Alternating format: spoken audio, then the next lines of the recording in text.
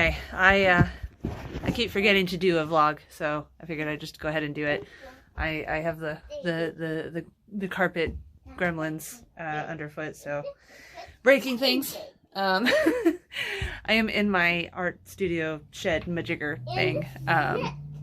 It's kind of chilly, but you know, usable, and it's a little bit shaded right now. Everything is in a mess right now because I've been making this. It's on its side right now. I've been making a. Yeah, you can take it out there, honey. I don't need it.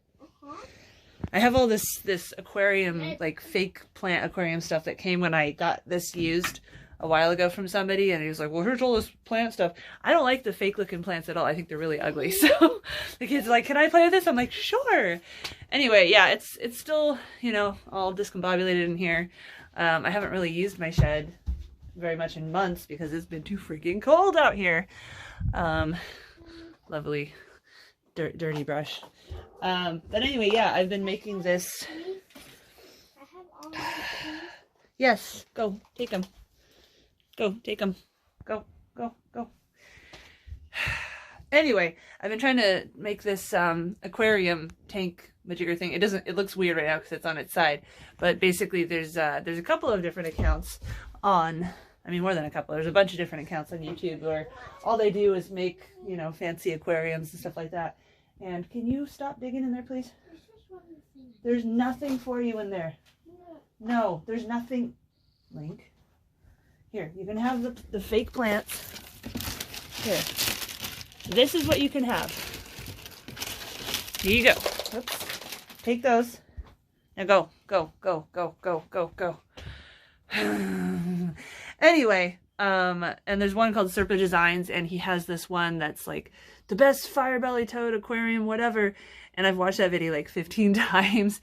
And about a week ago, I was like, okay, I'm going to try it. Just go, please. Okay, I'm going to lock them out. There's just one more No. model. No, there isn't. There is not. No, there's one more model. What? There's nothing there. No, there's a model in here. You are such a pest. No, none of that. You can't have any of that. That stuff, here. It's buried. It's buried. Go, please. Please go. Please go. I'll stop harassing. No, you won't. You're harassing me right now. Let's just come out. Let's come outside. For fuck's sake. All right. Let me lock it. I ordered a big cabinet with locking doors months ago, but IKEA and everywhere else is so backlogged that it won't come here till June, so that's fun. Anyway, I guess I'll sit on this hammock and hope that it's not wet. Okay, last time I sat on it, it looked dry, and then my butt was soaking wet. Backyard looks nice. It's mostly mowed. The kids' playground is supposed to be delivered and set up in a couple of weeks. We bought it like months ago, but everything is so backlogged. Still haven't gotten a quote about the patio. Getting kind of irritated at the guy. I've texted him a couple times and he was like, oh, sorry, I had to go out of town unexpectedly. I'll get it to you Monday. Monday comes and goes. And, oh, I'll get it to you Friday. Friday comes and goes. So yeah, kind of just gonna ask around for a different contractor because, dude, we've given you like 3 or 4 weeks and you haven't given us a damn quote. So anyway, blah, blah, blah. So last night, Dad and I finished watching the Allen versus Farrow HBO documentary about Mia Farrow and her daughter Soon-Yi, who was her adopted daughter, and then she was in a relationship with Woody Allen for 10 years, and Woody Allen decided to shack up with her adopted daughter and molested his own child at 5 years old, or 7 years old. Yeah, you did. But you're gonna rip the net if you put something that heavy in it. So don't put really heavy things in there, please. And you know, just put grass in it? You can put grass in it. And, you know, because he's rich and powerful and white, he's continuing to get away with all of it. And it's just, even in the era of Me Too, which, you know, I notice is kind of dying down, is really, you know, people were really speaking out for a little bit, and now it's back to, oh, these women are just looking for attention, blah, blah, blah. It's still so weird. Like, so the first time I heard of Ronan Farrow was on the Pod Save America podcast, which I've been listening to since 2016, you know, right when they started. And they were interviewing Ronan about his To Catch and Kill book, which he wrote, which details his how he was trying to originally bring the Weinstein story to, I think, the New York Times, and they refused to run it. So then he went to the New Yorker and posted it with them, and they were interviewing him, and there was all this camaraderie between the host and him, and I was like, oh, they must be friends. Didn't realize until much later that he is actually, you know, longtime partners with one of the hosts, John Lovett. And then when Ronan Farrow came out with this post in defense of his sister, hello, can I help you? In defense of his sister, and I think 2018, there was like, my father, Woody Allen, and the... Do not throw rocks at me, please. He can't anytime I'm like not interacting directly with him, Link is just... Yeah. Anyway, he came out with this article that said, you know, my father, Woody Allen, and the cost of unasked questions, or something like that. And then I was like, wait, what? He's Woody Allen's son? It was just so weird. And so I was reading some articles last night because, you know, I finished watching the series, and then I was just like Googling, you know, Dylan Farrow, whatever. She came out with a essay detailing what happened to her in 2014, and it basically got ignored. And, you know, oh, she's just hysterical. She was coached by her mom, all this insane stuff. And then I think in 2016... excuse me, she came out with another one, you know, right around Me Too, talking about it, and it was mostly ignored. And then 2 years later, her brother, you know, Ronan Farrow, the Pulitzer Prize winning journalist who broke the Weinstein story, wrote his article supporting her and saying, you know, I'm ashamed of myself for not asking more tough questions, blah, blah, blah. And all of a sudden people were paying attention, and Dylan very rightly was like, really? Like, it wasn't until a white man said exactly what I said that people started caring. But no, you can't go in my shed without me because you mess with everything. Just let me finish my video and then we'll go back inside, please. I'm not going to go in your shed. I'm just going to look at your keys. Ooh, it's a key. Do not lose it. I won't. Whoa, it's amazing.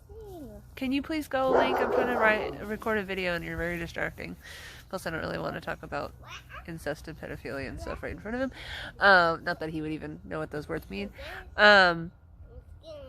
Anyway, so she, you know, she was upset that it wasn't until Ronan wrote the story that people started paying attention. And then now they have this HBO documentary, and it's been out for a few months, and I would really hope that it would make some difference on, you know, the whole unquestioned loyalty to Woody Allen. I still don't really, like, I know who he is and I know he has all these movies or whatever, but I don't really have any feelings for or against him. I think I've seen a couple of his movies and I was just like, these are kind of weird, like kind of meandering. And, you know, they mentioned in the documentary, he has a lot of these stories wrapped around older men dating young women. It's like, there's a pattern there. But Dylan had a really good thing she was saying where, you know, how is it easier for all these people to believe that she was groomed and her mom, you know, brainwashed her into saying all this stuff than it is for them to believe that Woody Allen is a pedophile. Like, there are so many freaking incestual pedophiles out there in the world. Like, there's so many. And yet, it's such a horrible thing that people don't want to, you know, admit exists, so it's easier to pretend that someone's being brainwashed, especially when it's the person that, you know, you want to believe good things about because you like watching his movies or something. Anyway, so that was interesting. Yeah, I've mainly just been busy working on that tank. I could have been done a lot sooner, but I was sort of enjoying it. I was like treating it almost like sculpture at the same time making it. And I've been writing down notes as I do it, so things that I found easier or harder or whatever, I was going to do my own video and talk about, you know, in relation to the tutorial video and be like, I found this works better, blah, blah, blah. I didn't think about the idea until I was already like halfway through, so I didn't record any snippets for it, but I've been recording snippets now. Why are you smiling at me like that? Please don't lose those. Okay. Link is very, like, he'll be like, it's like, what did you do? Anyway, but yeah, I've been working on that. I can only work on it, you know, like whenever I have the kids out here with me all the time when they're awake. But I can't get anything done when they're awake because I'm just constantly slapping stuff out of their hands. It doesn't matter how many things. Link, what are you doing?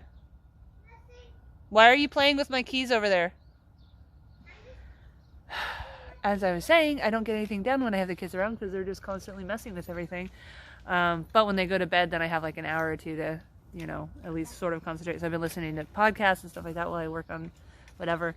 Today I have to go back to physical therapy at 1, so I won't have a chance during their nap time. And then there's a bunch of phone calls I should make today. I mean, just, you know, handling all my dad's shit because he doesn't know how to do anything. And oh, speaking of my dad, yesterday was fun. So we met this babysitter, by the way. We met this girl. I put it out on Nextdoor, which is like Craigslist, but you have to actually list your address, saying that we were looking for a babysitter, and we met up with her, and I get along with her really well. She's 21, so she's like literally right in the middle of age-wise as me and my kids. And that was another thing I was going to mention about Dylan, is that she's 35 like I am, and she has a young kid like I do, and she just came out with her first book, so I feel like I have some things in common with her. Obviously, like, not very much, but anyway, so we met up at the dog park because this babysitter has a 3-year-old all-white husky lab mix, and Fenris is a lab shepherd mix. And we wanted to see if they would get along, because when she comes over to babysit the kids, which we haven't established I'm not planning to do it like every day or anything like that. Basically, I just wanted somebody on retainer, so if something pops up, I have somebody to call. Anyway, so we met up at the dog park to see how the dogs do, and had a nice time. And then my neighbor over there calls me and is like, "You should go check on your dad." I'm like, "What?" And he says, "I saw him fall down in the backyard." I'm like, "What?"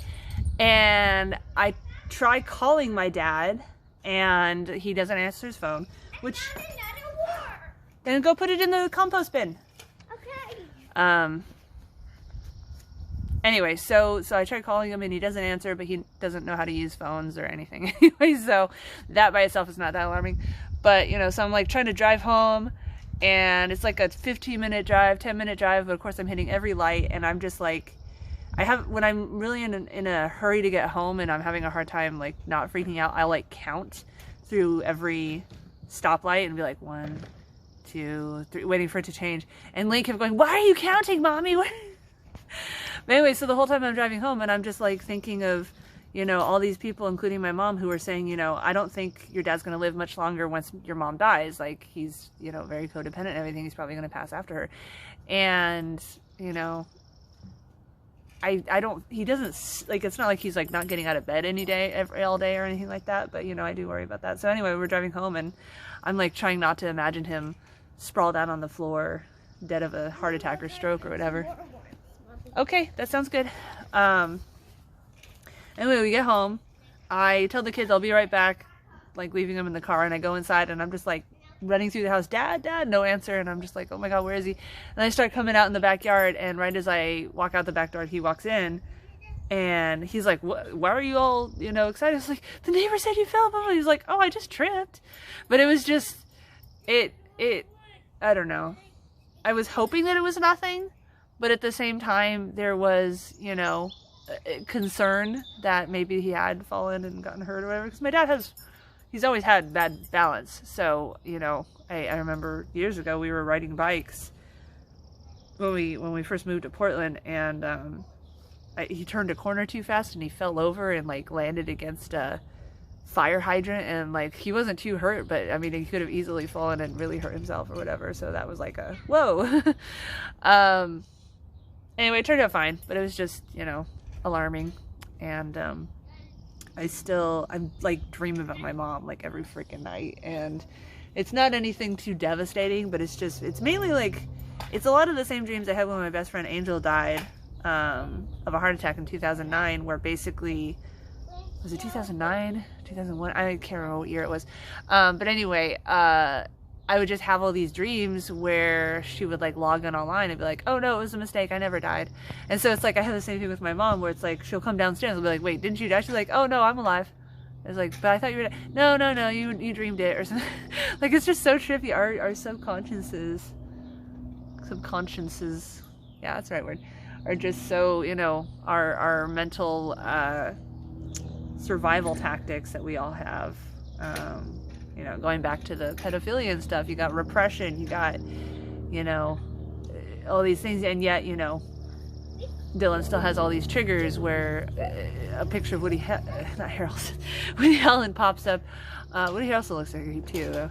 I don't know if he is. He just looks like a creep. But anyway, Woody Allen will pop up, you know, in the news or whatever, and she'll go into a panic attack or whatever. Like, as much as we try to hide what scares us, you know, it only takes a trigger for it to summon back. And the human psyche is fascinating and scary, and you know, the pervasive belief that, like, oh, well, this is the way I feel, this is the way I'll always feel, nothing will ever change that.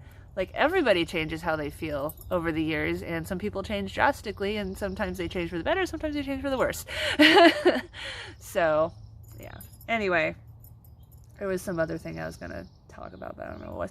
So yeah, live stream like usual tomorrow. Oh, I mean, it's not really a story or anything, but basically I have really not been very motivated doing anything related to Topless or anything like that this past week. I've just been tired and busy with, you know, kids and my mom's shit and everything like that, and just, I don't know, I don't want to say over it, because I'm obviously never going to actually stop making content. Like, I'm way too addicted to it, but you know, got other things on my mind.